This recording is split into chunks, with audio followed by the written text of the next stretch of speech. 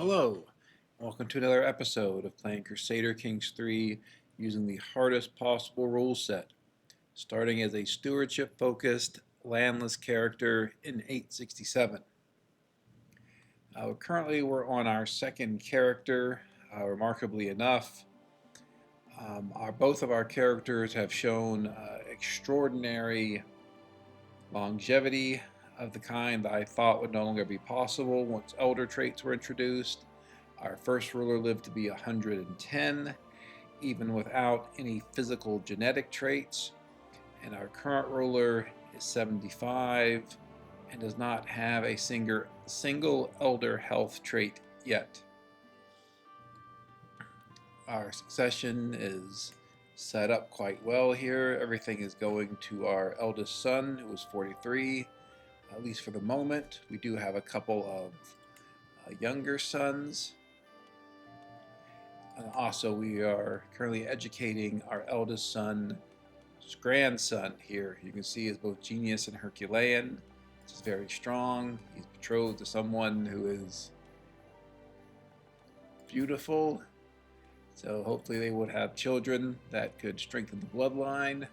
Just looking at our grandson here, his face looks a little bit weird, but maybe that's just me. Anyway, instead of criticizing his looks, let's make sure we don't need to influence his personality or give him martial drill or anything. We were doing quite well. In the last episode, we really went hard after surrounding scourge conquerors and beat quite a few of them. We are likely going to continue doing that. I do want to take a quick look at what titles we can create and if any of those titles would be useful to us. I don't think so. I think we can leave these alone. Maybe we'll have our heir take care of them whenever there's a succession. Leaving titles for your heir to create is good as long as you have the gold, because creating those titles will give you a lot of prestige and really increase your level of fame. And you can see level of fame here matters a lot to secular opinion, which is going to mean the opinion of most of your vassals. So creating a lot of titles at the beginning of your reign, as long as you have the gold, is a way to really get up your level of fame and tamp down factions or potential rebellions by your vassals. One of our biggest rival nemesis of the game so far was this gentleman's father, who was a scourge conqueror who did defeat us quite badly in a war. When his son here took over, we defeated his son in 3 wars, causing him to lose the Scourge Conqueror trait. We have a truce with him at the moment, but when that is up, we'll very likely be attacking him again. As far as where we want to attack next, we've been operating pretty far to the east here. We just attacked the Tahirids, who are our Scourge Conquerors, to put a loss on them. We could also go down here to attack the Caucasus if we wanted to hang a loss on them. I guess the question is it worth doing that?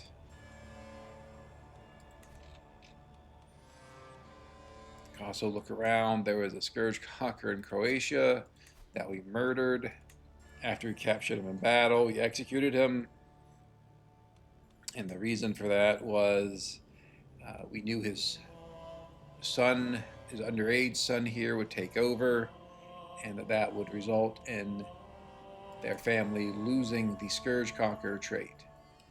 Only adults can be Scourge Conquerors.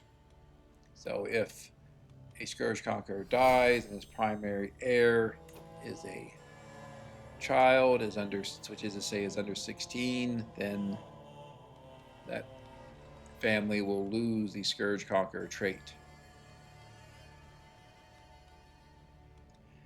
So the question here is really, where do we want to expand? think Sardinia could be interesting, that we could grab it and we can start going into Africa. If we could get over here to Egypt and Jerusalem, the Middle East. Jerusalem is a very powerful county, so it's always good to get. We do have sanctioned loopholes. We will be buying. Guess let's see if we have others. If someone in our court or otherwise has a claim on this guy in Sardinia. Apparently not. So we will be buying a claim on his duchy using sanctioned loopholes.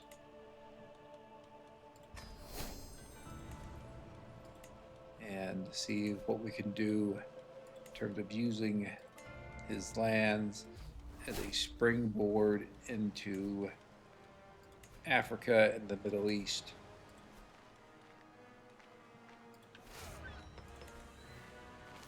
You can see we're below our domain limit, which is rather surprising, given you can see there that we are on -3 domain limit for the player only.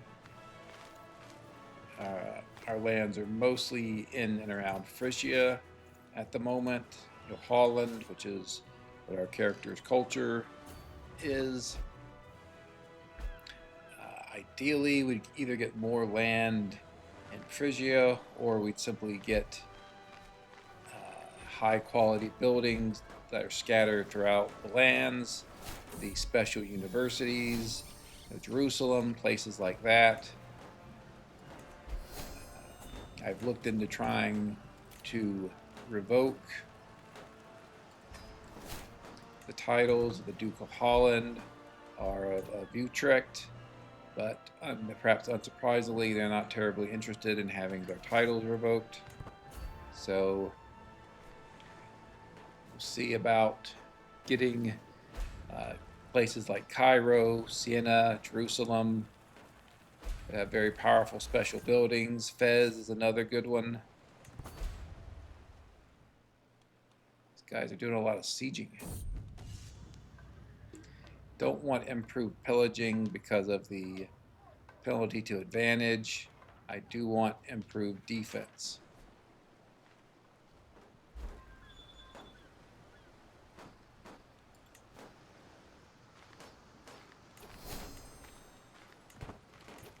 Let's marry our daughter here. We would like to have someone who is Herculean. Marry matrilineally, most likely, unless it is someone from our own dynasty. And there he is. 4-year age gap is fine.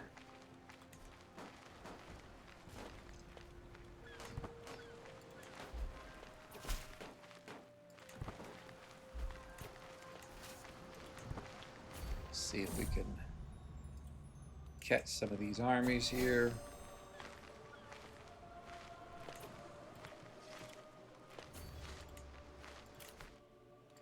We are about to complete the Marshall tree after having completed the stewardship tree.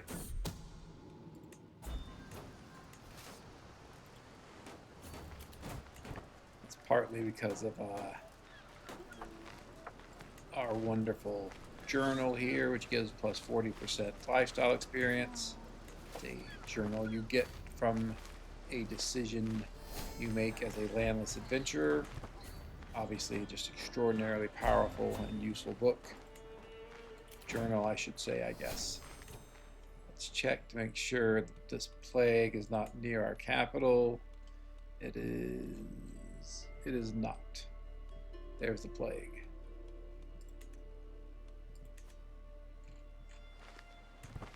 Let's see if we can catch their armies and end this war. There we go.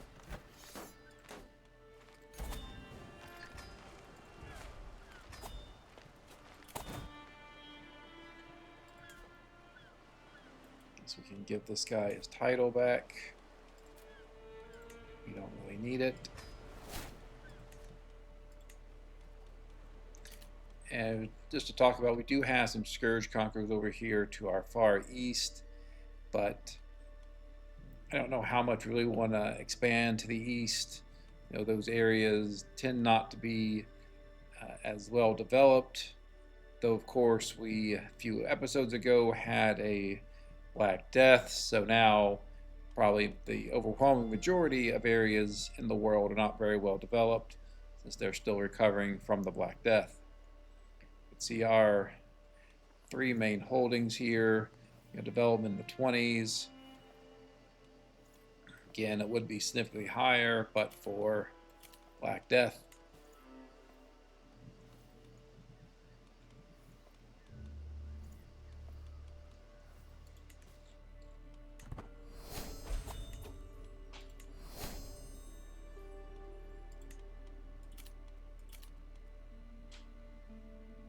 Generally don't go to other people's coronations. It's not terribly useful. You try to seize advantages, but usually don't get very much out of that. Wonder if we could attack the Byzantines.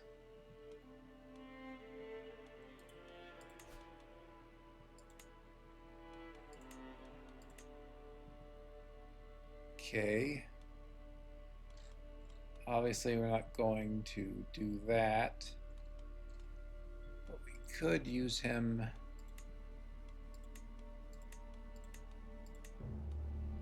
to take Sicily or some other. He has a claim on a lot of duchies, but not Sicily, interestingly enough.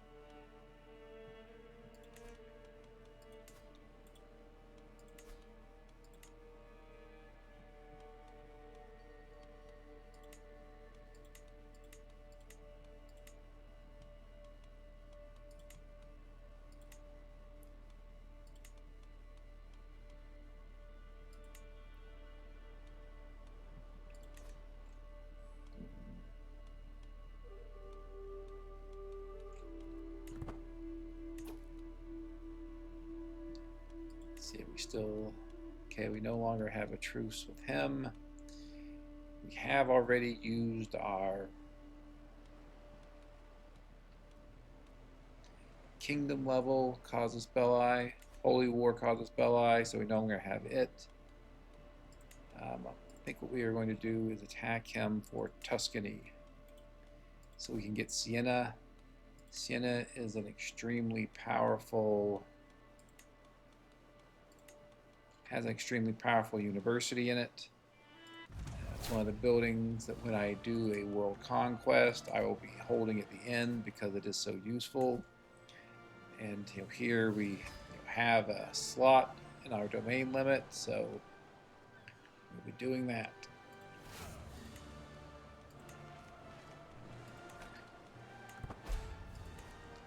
We can just sail over.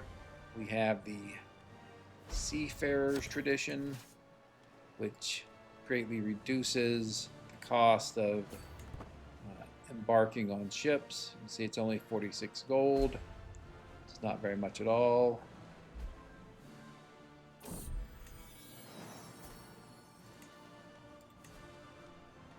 I want to get this grandson married to someone. That looks good.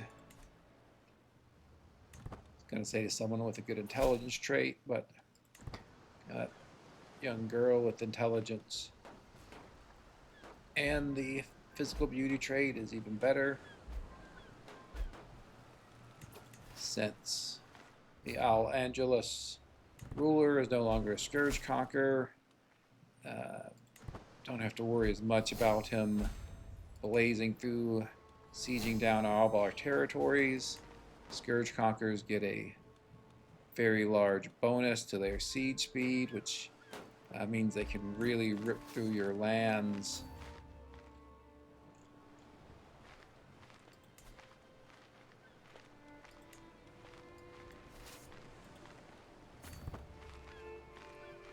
But not as much of a concern if they are no longer scourge conquerors. This siege should give us the war goal. This we can keep besieging territories to our north.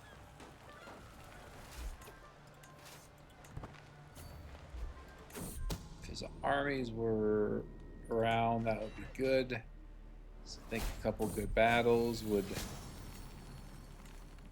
win the war for us. I don't know where they are. Let's check on our people we are teaching again. See if we make him a defender. And we'll have him study the language. Likewise for our son here. Fortunately, currently our youngest son here ended up being arbitrary. We had a choice between arbitrary and craven. Obviously, neither of those is good. Since he is going to be a martial character, craven would be even worse. So we made him arbitrary.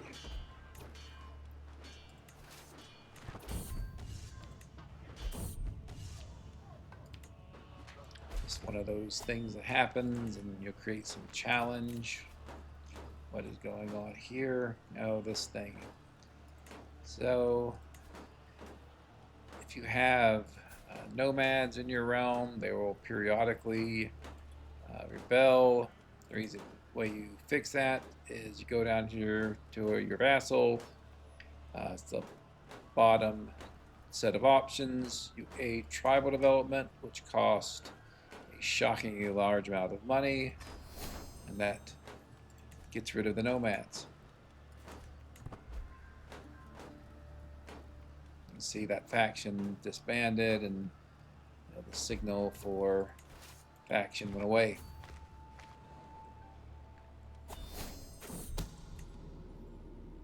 As part of the hardest possible rule set, we play with extra nomadic realms, partly because of how annoying they are when they are vassals. Either they rebel against you, or they cost a huge amount of gold.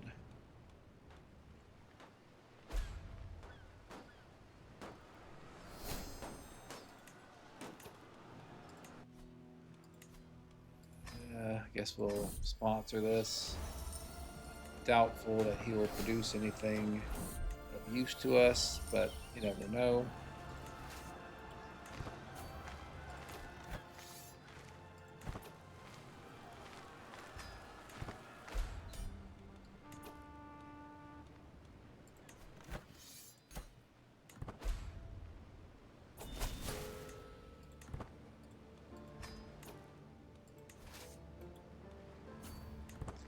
I think Kiev is so far away. We will just disband our armies, re-raise them over there.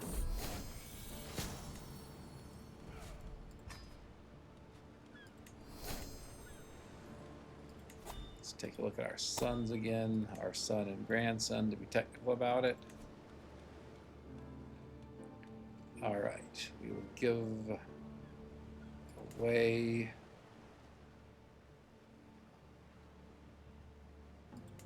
we'll give away Ortobello and Luca to someone from our dynasty, but not one of my direct children, not yet at least.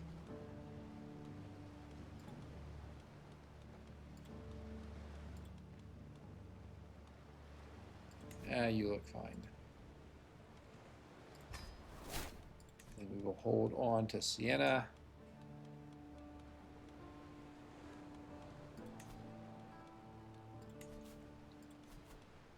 Fix the control problems there. Make sure our chosen heir gets Siena. There it is. Okay, good.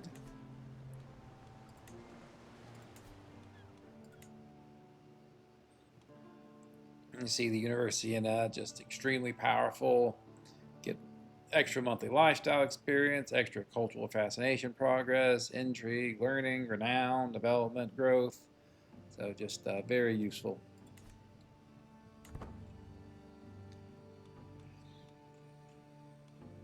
We'll wait until the main body of Scandinavian Ventures pops up, and then we will raise our armies and beat all of them.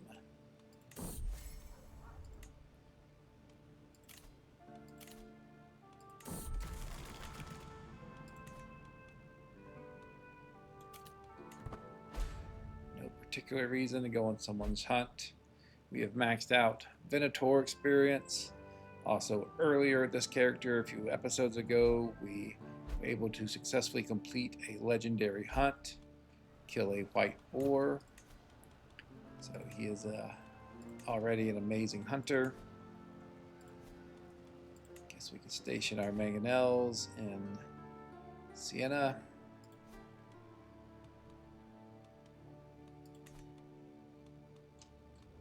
For this, we'll be raising our men-at-arms only.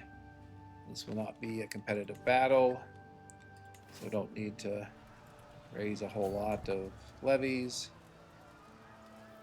It is going to take 6 months. Maybe we'll raise those levies after all.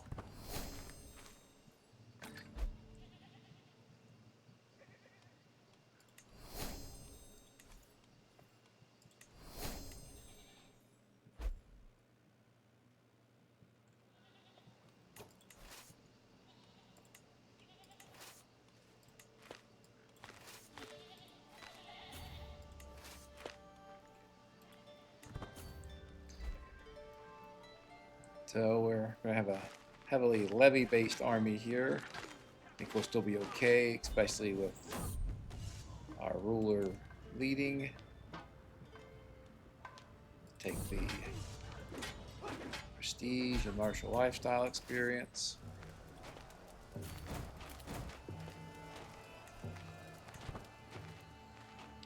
I have to think about what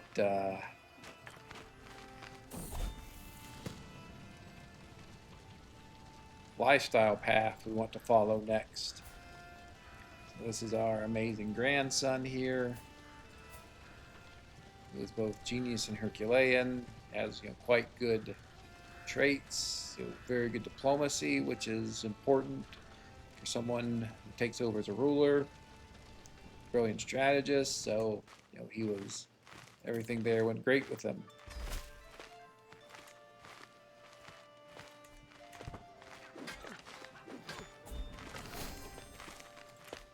Take one last look at our son here. It was great so far, except for being arbitrary. It's another war done. We are playing on apocalyptic Scandinavian adventurers, which basically means that every 5 years I get attacked by Scandinavian adventurers.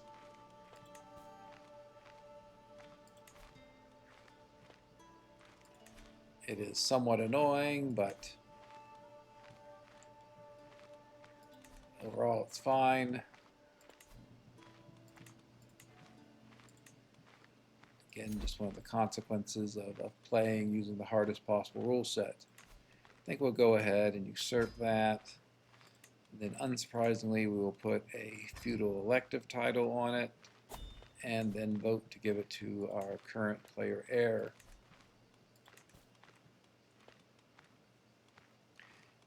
Putting feudal elective titles is really one of the best ways to keep your realm together, stop your realm from dividing among your sons.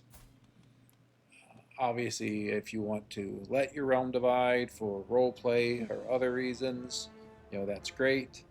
But assuming you're going to keep it together, you can just put feudal elective titles on there. They only cost 1,500 prestige, which is a decent chunk, but not unmanageable. And then usually you can direct your title to go wherever you want. Much earlier in the game, we put an elective title on the Kingdom of France, and it did take some work to get it to go to our heir, but eventually we did it. You can see we've maxed out hostile looter experience here, and just provides a remarkable range of benefits. So very important to do that, but it does mean that it's less important for us to hold a grand tournament. I kind of think I want to do it anyway. You could also hold an inspection in Siena. That's not the worst idea.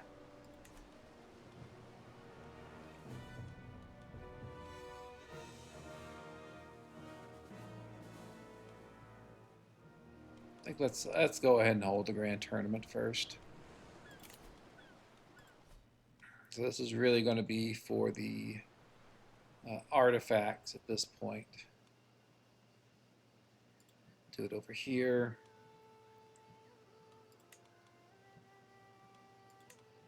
I think we'll do recital and horse race. Not sure I've done a horse race. For that matter, I'm actually not sure how I got max.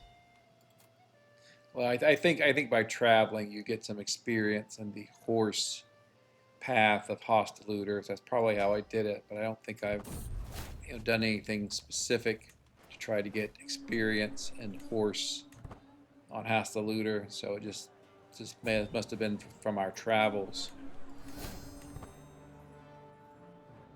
I don't think I've held a horse race yet in specific, and I'm not yet able to hold a joust.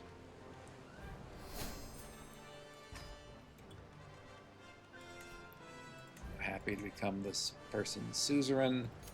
We'll make him pay us some more gold, because why not? It's just 150 prestige. Okay, so we've maxed out martial and stewardship. Haven't done anything in intrigue. No, I think we need to go back to learning. I guess diplomacy. Why not?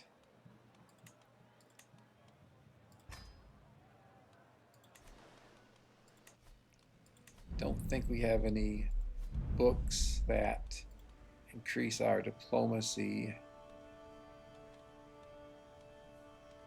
experience. I think maybe we go back to our books that give our stewardship books that give domain taxes, so we can maximize the amount of gold we're making.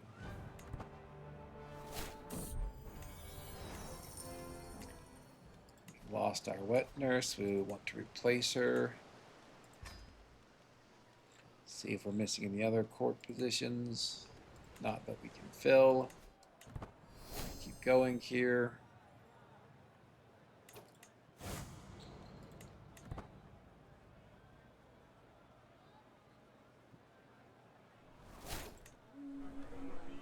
Want to maximize our score while we go to the tourney grounds. Go with the temple for the chance of the decision that gives us renown. Also the possibility of getting the astronomer trait that increases our monthly lifestyle experience. It does sort of raise the question of, do we have the astronomer trait yet? We do not. Okay. Truly are relentless Viking hordes on this difficulty setting. Just every 5 years, almost like clockwork, they have attacked us. Okay, that's a quite mediocre bow, but it's fine.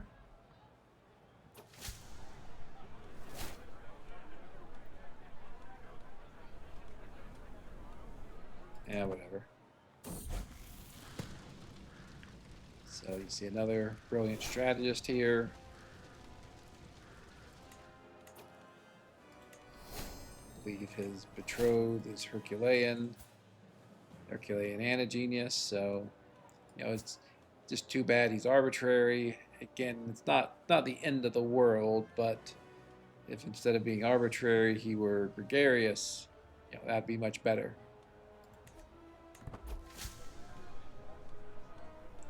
Not sure arbitrary has any real benefits, except it does allow you, I believe, just to shake off hooks. You can just say, well, you have a hook on me, I think you don't anymore. I believe that's arbitrary that does that. It could be a different personality trait, but I do think it's arbitrary. This is the first time we've encountered a knightly woman at a grand tournament. In our other playthroughs, we'd literally get like 2 of them at every tournament. It was almost silly.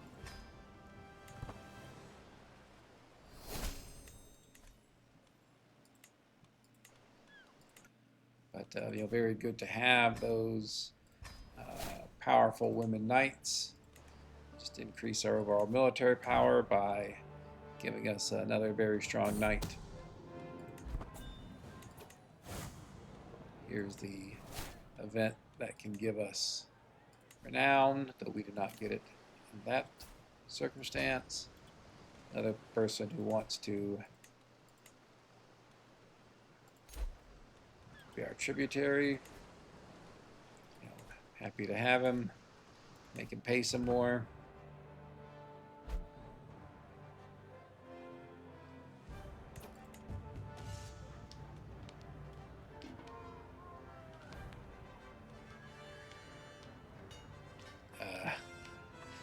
Okay. I mean, I guess we are close in it. We are the same age. We just don't look like it. So fair enough. I'll focus on the match. I was about to say she looked a lot older than my character, but that's not even true. It's also a bit ridiculous. Our character's 79 and still competing at tournaments. For this, I pretty much always go with this top option here. The ability to get a unique artifact is just very powerful. There are some extraordinary powerful, thrones like the Peacock throne, or I think it's like a turquoise throne. You can also get the Ark of the Covenant, which is arguably the most powerful artifact, period. It's a piece of furniture, but you can only get those by having an adventurer go out to find a unique item.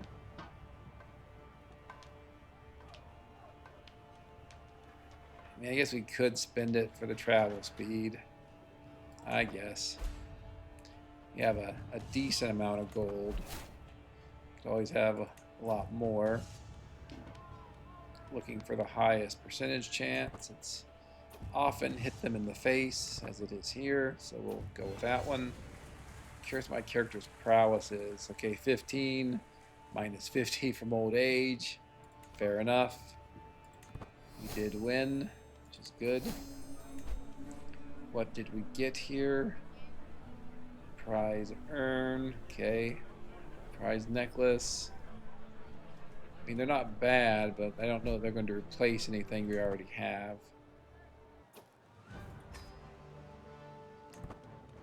Okay, there's our grand tournament.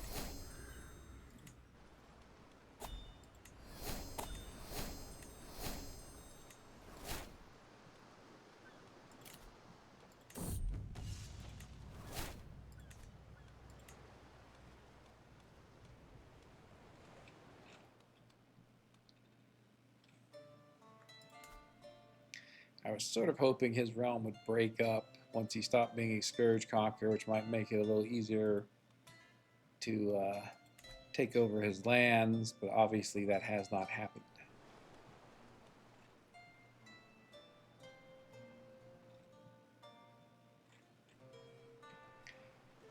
Fez is another very useful building to hold. So you get diplomacy per level devotion +1, but again you get monthly lifestyle experience and also a very nice chunk of cultural fascination progress. So it's something worth looking at. I don't think I'm going to be able to reach over here to attack these people. Byzantines are really in the way. I don't think... Oh, Cyprus. Oh.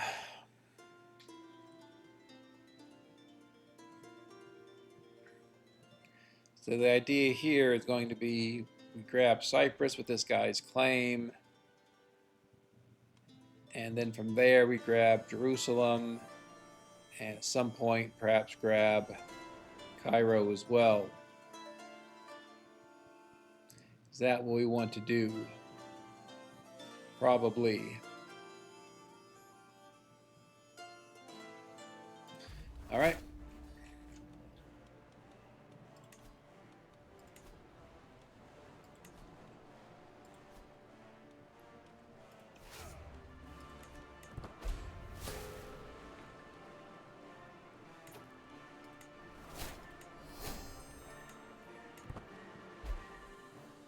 Lost a tributary with a shepherd.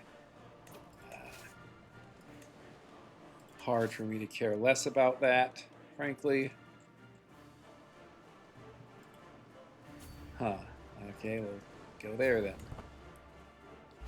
Usually try to avoid taking any attrition damage, just no reason to make our army smaller and worse.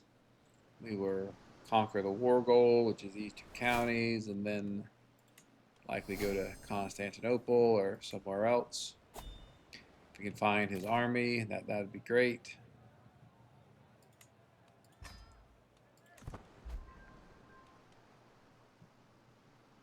I guess what we should try to do is go up the family tree and see if we can, very rarely, but occasionally you get an opportunity to fix one of your sons if they have a negative trait.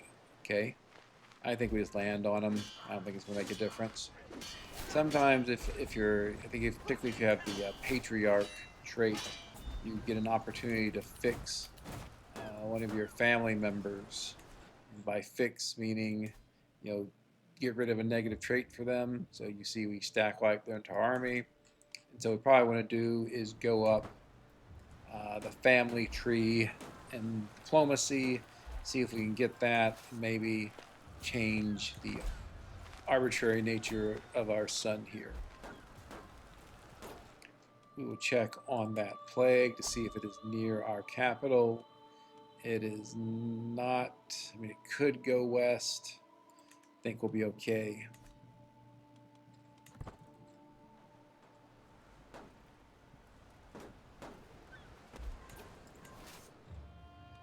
Ticking war score. Might as well go see how long it will take to siege down Constantinople. We do have sappers. Also have engineer for destruction. I like that. Katana is very nice and powerful. Let's see what we want to replace. Use it instead.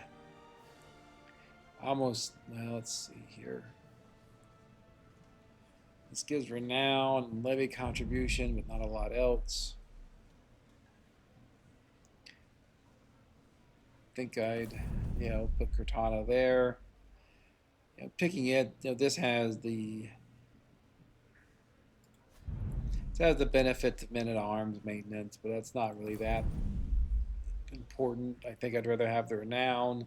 This gives me a knight. This gives a variety of benefits. In terms of army screen, have infantry toughness when you can see them there. So I think the next thing we replace, if we can get another good pedestal artifact, will be this prize brooch. The main thing there is the additional knight, but we're quite powerful now. I'm hoping someone of my vassals will come deal with those raiders. There aren't that many of them. They're not that strong. So this guy's been amazing in terms of finding artifacts, so please go forth and get some more.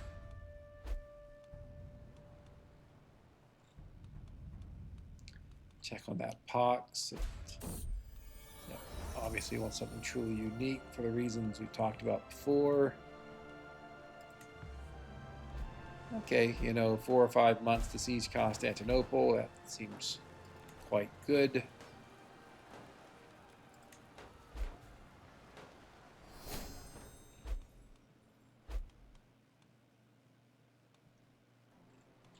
I assume this would end the war if we... Yep.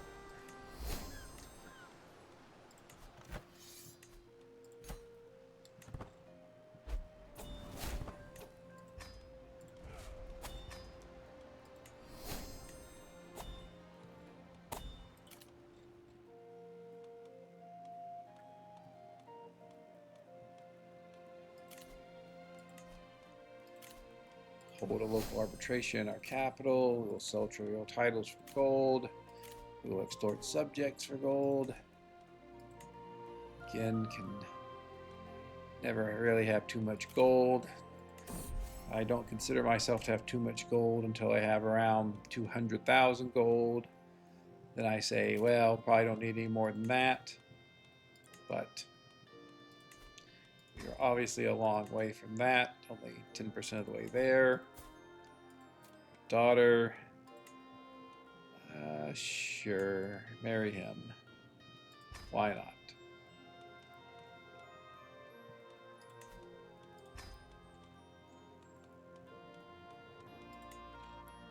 Let's create the Kingdom of Cyprus before our vassal there does, even though it's not a terribly important kingdom. We'll still slap a feudal elective title on it and send it on to our heir. See if we have any other sons we ought to be educating. I don't think so. Yeah, I mean, that son's okay, but not anywhere as good as his eldest son.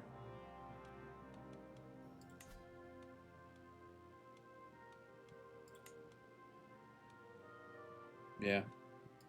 All right. Who are these people? They both love me. I'll just take the slight loss and their opinion of me, probably made back by that. Check this plague again. Okay, it doesn't look like it's going to be anywhere near our capital, so don't have to worry about it.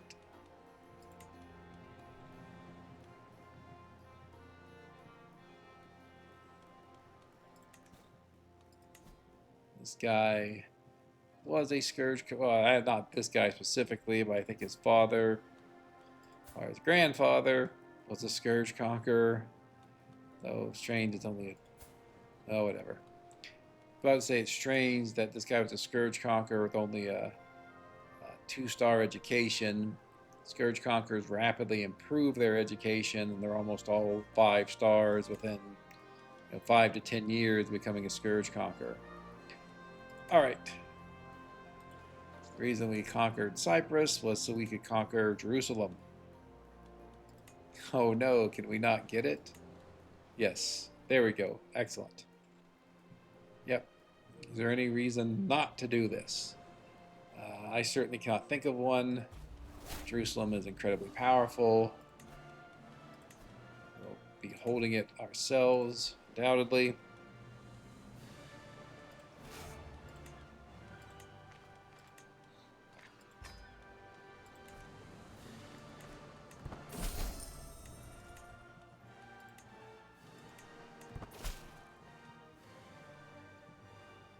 That's fine. The patriarch, don't think he's going to be able to do much with it. He lost our court artificers. Not the one who's been finding us all the great artifacts. Hopefully he will continue to do that.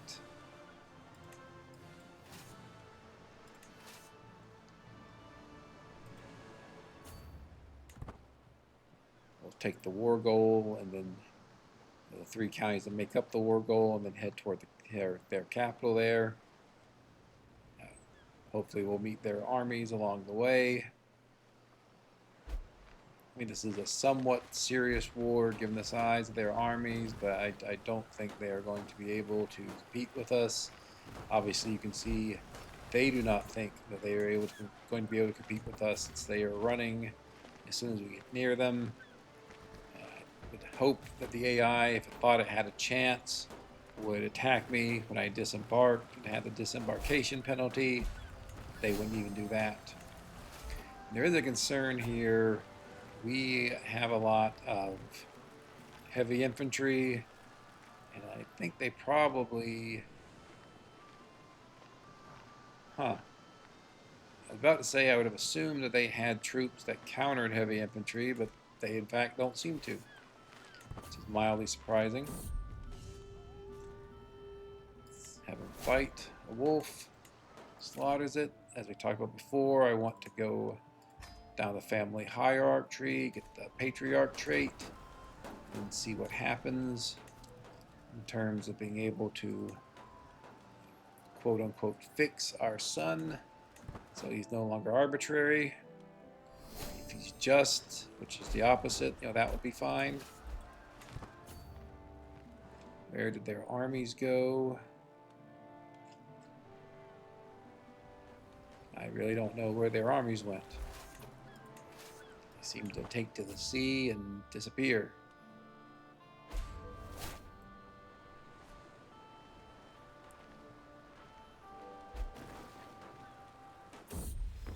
Oh, that's great. You are the man. You are excellent. Oh, and you're in part of our dynasty. I should really land you for your amazing work. Except you're too good, really. You are too good. All right. So we'll certainly be replacing. Yeah, we're going to replace our brooch with this. Ascalon, very powerful, as you just saw, really good artifact. So many benefits.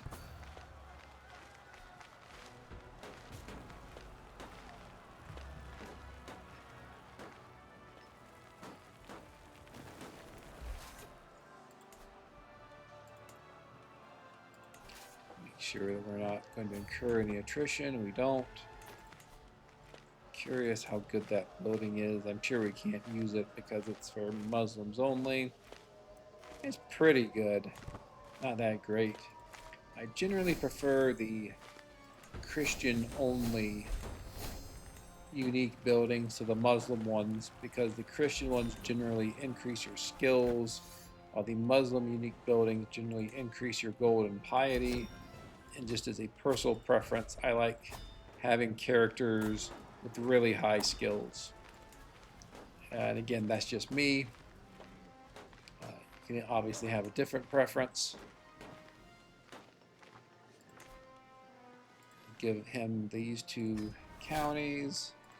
We will keep the duchy for ourselves, and of course we will keep the county of Jerusalem for ourselves as well. Wait a tick. I'm sure it needs to be controlled, needs to be reestablished.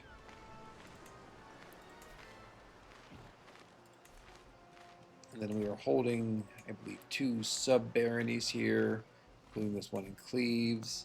We'll also have to give it to a... We'll start building farms and fields, and then give it to a Dutch noble. Back under our domain limit. Have our dog join us. We are playing on total exclave independence, which means if land is not connected by land or sea to the territory containing our capital, it will become independent upon succession. But here, obviously, we have connections to the sea, to this land over here, even though it's quite far away from our main holdings, so we should not lose it. Okay, shepherdess, whatever.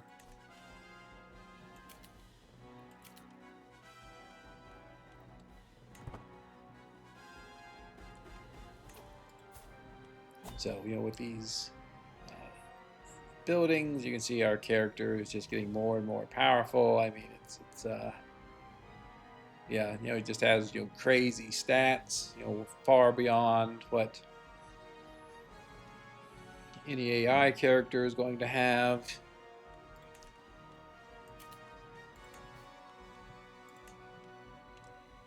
I guess we'll repair this. I don't think I've ever done the decision related to the mysterious puzzles and so forth. I should probably look it up and do it one day, but never have. Station these guys in Jerusalem.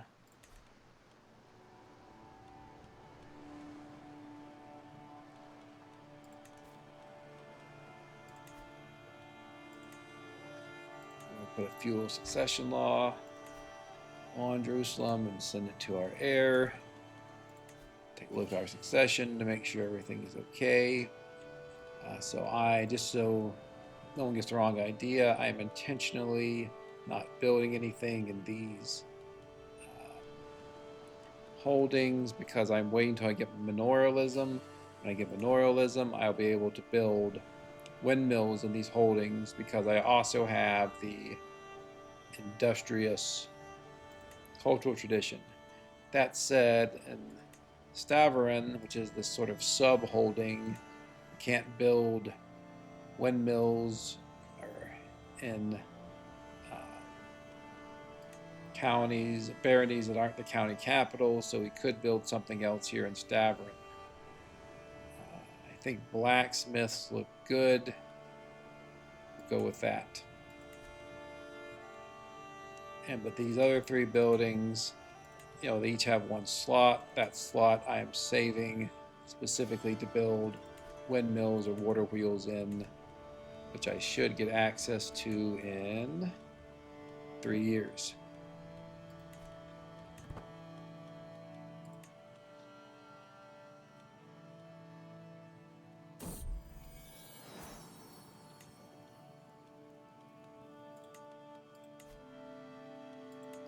So we can have this kid become betrothed to someone who has a good physical strength trait, Herculean, something like that. Let's take another look at him just so I'm sure. Yeah. Or maybe just her. They can reinforce each other's traits. All right. So what now?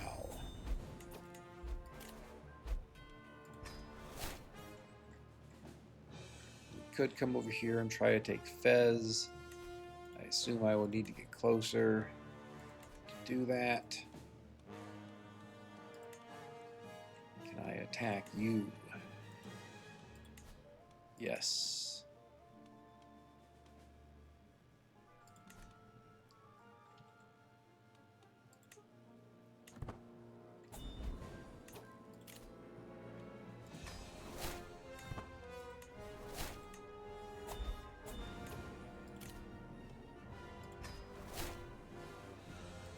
And they're maxed out in hostile looter experience, so I'll skip going to other people's tournaments. Often other rulers may not have the max level of accommodations, which creates a risk that I will be disfigured or severely injured or die even during an event. So we'll stick to our own grand tournaments from now on. Might as well go attack this guy. The idea of using him as a springboard to go get Fez shortly.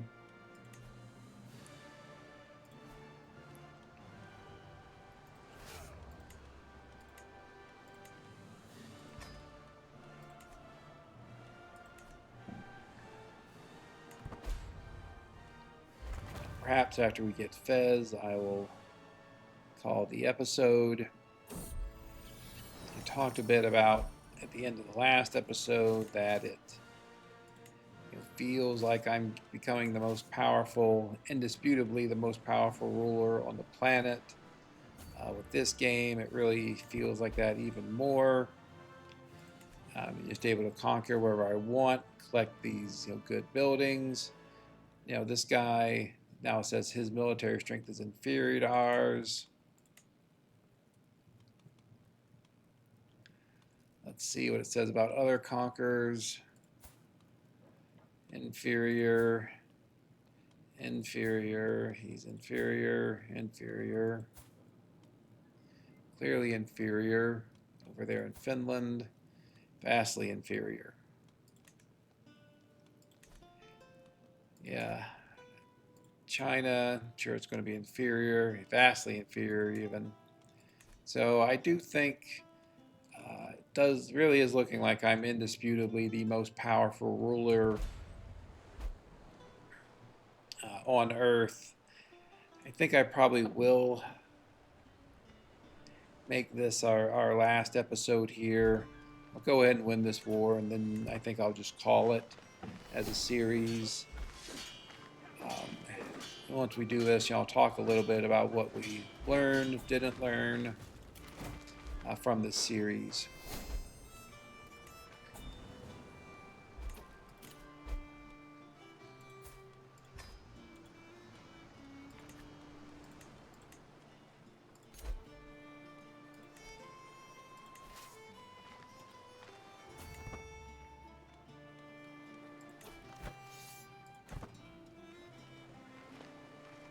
Just go grab their capital, and that should end this war.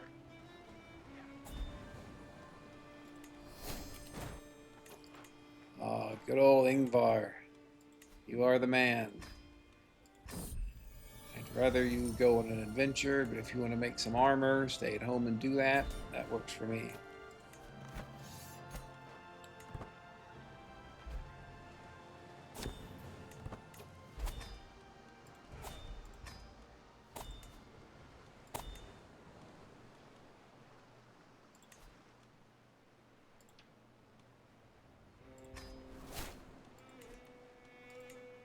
All right. So, what did we learn here? I had wanted to play a stewardship-focused landless character because I thought that would be arguably the most powerful possible start. I think it looks like that was in fact true. That playing a landless stewardship character, you can just make tons of gold, tons of prestige. I do think we got lucky in our character living to be 110, which was quite surprising. But even if he hadn't, if he died at 70, he would have had an amazing life that gave us a big advantage, a big jump, leg up on boosting our economy, building up our military, and doing all those sorts of things necessary to become an extremely powerful ruler.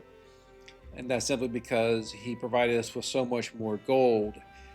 Instead of being some ruler starting as a count or even a duke in 867, maybe making a gold and a half a month. When we became landed, I think we had almost 10,000 gold, so it's just a world of difference. So one piece of advice would be, if you're looking to play on this hardest possible rule set for the first time, starting as a landless stewardship character may be the way to go. Obviously, in addition to all the gold, the other benefit he had is by being landless, he could wait until the political situation between the first wave of scourge conquerors sort of settled itself out, and use that to pick a relatively safe area of land. As we saw in our game, we did go back to Holland, which was sort of between scourge conquerors in Britain and Germania at the time, so it wasn't the safest, but it still worked out for us. But regardless of the particular decisions made in this game, starting as a landless adventurer has the benefit of allowing you to make your own decision about where you want your land to be. In terms of 867, when we started this, I said I thought it was the most difficult start date for this hardest possible rule set, and I think that has been true. Maybe the gap has not been as big between 867 and say 1066 as I thought.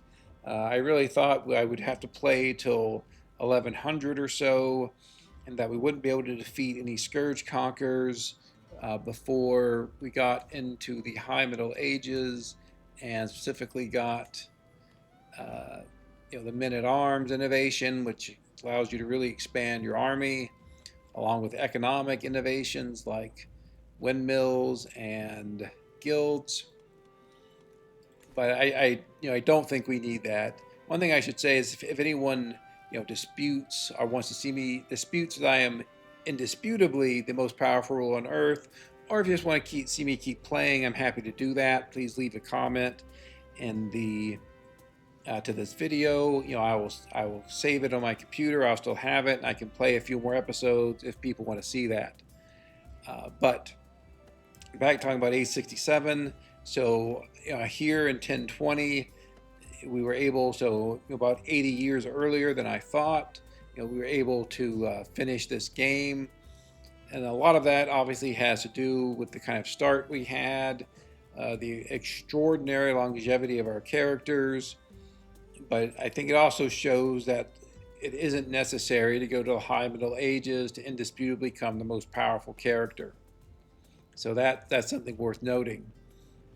In terms of having a bunch of scourge conquerors in Europe, I think that happened to some extent. We had Germania, Britannia, and Russia all at one point, who were all scourge conquerors, all threats to take over Europe. Germania under Sigurdur Snake in the Eye obviously won out. And then if you've seen the other episodes, you'll see the chain of events that led us to becoming Emperor of the Holy Roman Empire. But in terms of the difficulty of 867, I do think it is more difficult than the other two start dates, but at least based on this game, which is only one game, only one data point, it wasn't, the gap between 867 and 1066 and 1178 was not as big as maybe I would have thought it was. Still, if you're playing on the hardest possible rule set for the first time, and again, I do recommend people who are experienced CK3 players give this a try. You're probably going to be better off playing in 1066 or 1178 than starting in 867. I think that's probably all of my thoughts on the game. We did get relatively lucky in that the game was really quite smooth outside of the one loss to the Al Angelus Scourge Conqueror, and that just cost us some land in Sweden, which not really our core important territories. We hopefully did see some episodes, the last couple episodes, where I really talked about how to break down Scourge Conquerors, tag them with 3 losses in wars so they lose the Scourge Conqueror trait, make yourself, your heirs safer. And yeah, so I think that kind of sums up. If anyone has any comments, wants me to discuss anything else, I'm absolutely happy to do that. Please leave comments to this video. But for that, I hope you enjoyed this campaign, and I hope you will join me for the next one. Thanks very much, and goodbye.